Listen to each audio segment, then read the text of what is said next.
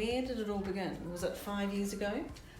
Yes, unbelievable, 5 years. So we realised, hearing from friends and colleagues who were dumpster diving a little, we realised there was a huge food waste problem on the island.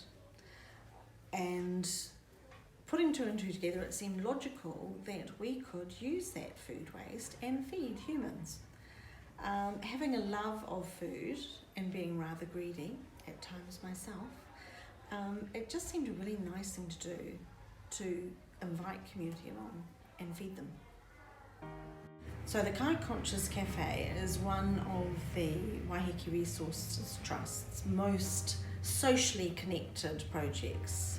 It brings up to 85 people into the cafe every Friday for lunch. And not only that, we've established a sustainability fridge outside, we have a cupboard, so people are coming constantly to the Sustainability Centre to pick up rescue bread, rescue tins, anything that's spare goes back to the community. I've worked at the Waiheke Resources Trust since February, so it's about 8 months now, and I've been a food rescuer since then, but as a volunteer I've been doing the Kai Conscious Café since, it's been almost 5 years now, so yeah, since I moved to the island. So originally I'm from Israel, from Jerusalem, and I've lived in New Zealand for 18 years now. I've got 3 children, 2 were born in Israel, 1 was born here. And yeah, I've got plenty of homes. I guess Aotearoa, New Zealand is one of them. Israel is another one. And I probably don't feel at home at all of them at the same time. So always in between and betwixt. The life of migrants are that way.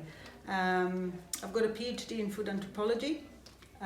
When I finished the PhD in 2015, I decided I'm going to pay it forward and to basically do as much as I can in the food arena to help New Zealanders, and that's how I make myself feel at home, especially on Waiheke Island. It's a small island, everybody knows everybody, and yeah, there's a lot of gratitude and there's a lot of feel-good that comes along with it, so it's very rewarding. So we're headed to Countdown, which is our biggest supplier of rescued food. First thing I do is I plug in the fridge freezer into the cigarette lighter under the dash in the e-van, and then once it's plugged in, I switch it on with an app on my mobile phone, and basically I'm good to go. So this is the start of our trail, rescue trail. I get texts in the morning from Maro. He tells me how many trolleys are awaiting us, and today he notified me that there are 2 trolleys. So we start with the bread and the non-perishable usually, and yeah, we'll just have to load it carefully to the car.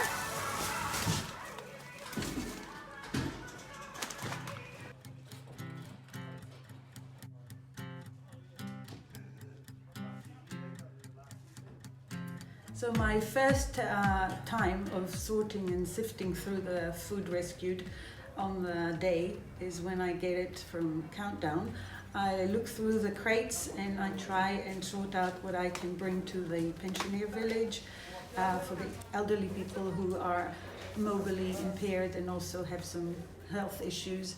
And then if it's meat, I usually take most of it to the budgeting services. It seems like meat is the number 1 food item that they like.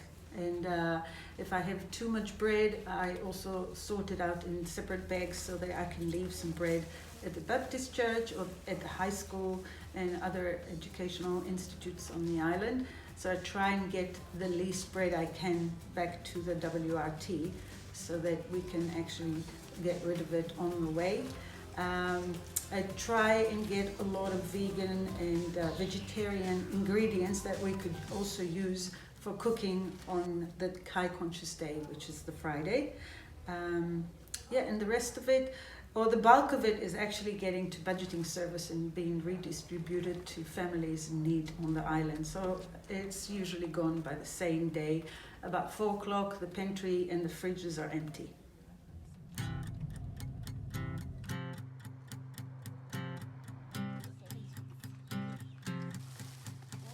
We are under an enormous amount of pressure every day for emergency food assistance from the community.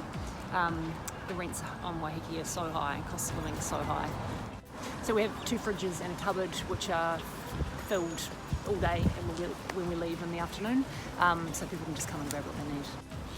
So we run the only food bank on the island, and we are under an immense amount of pressure from people who need food to supplement their weekly budgets.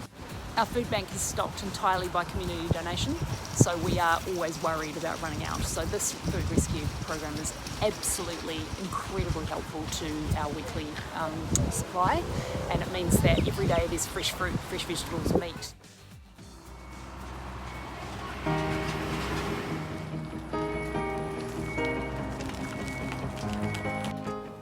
So our volunteers and myself take a great interest in what's coming out of that van, because we have to make some very quick decisions.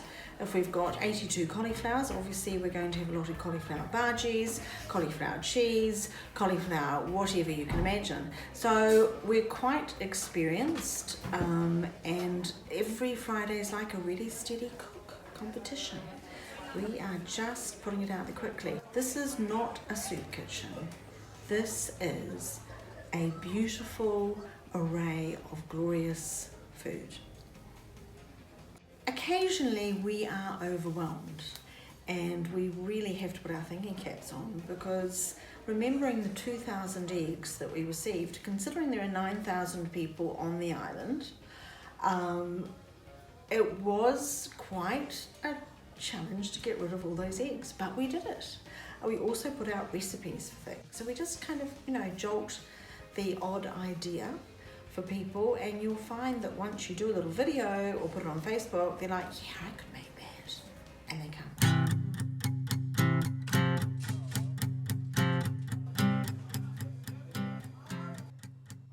40 years ago I was a young traveller, and I spent 20 years down at Palmerston North with Massey University, and then I bought a nursery and ran it for 20 years.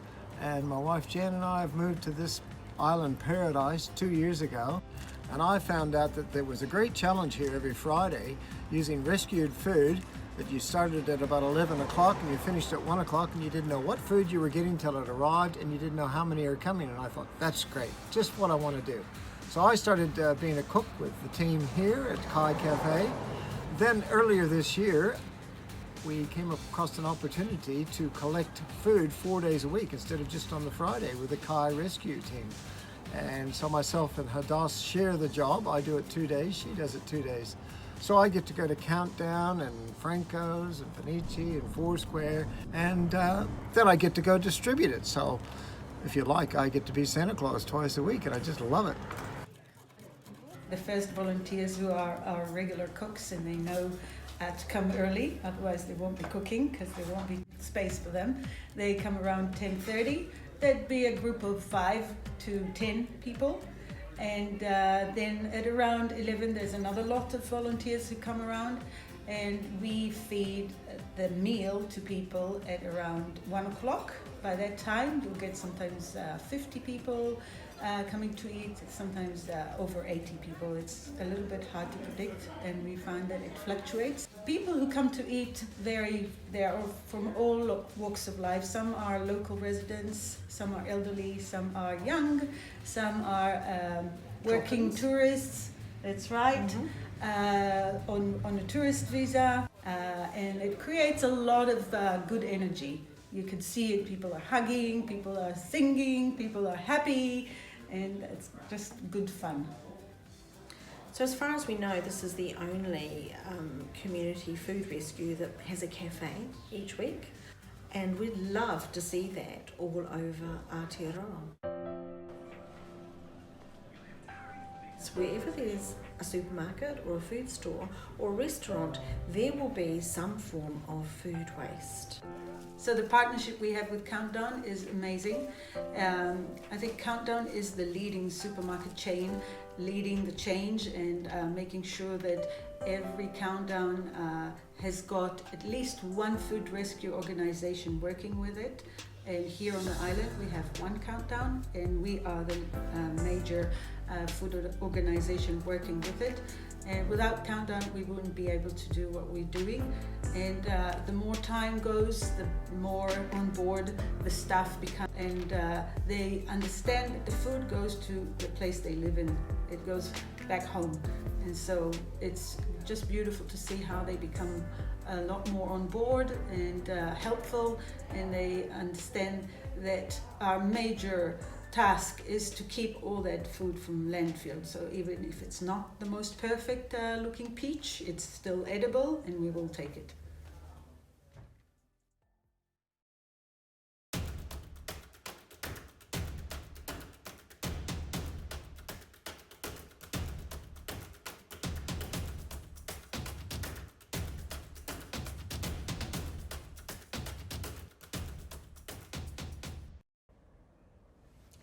So we rescue now an average of 1/4 ton of food every Friday. And for those of us who don't think in tons, how many kilos is that? That's 250 kilograms of food good to eat. And your biggest haul?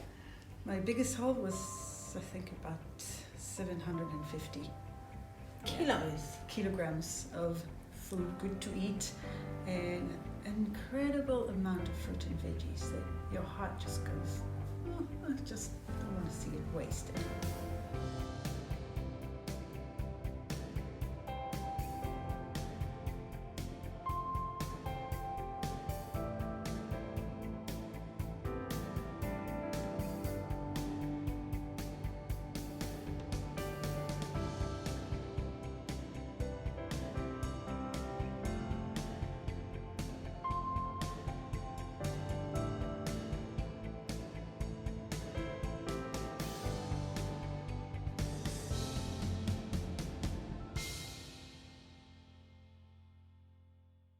Let's just share that meal and get that idea across to the world.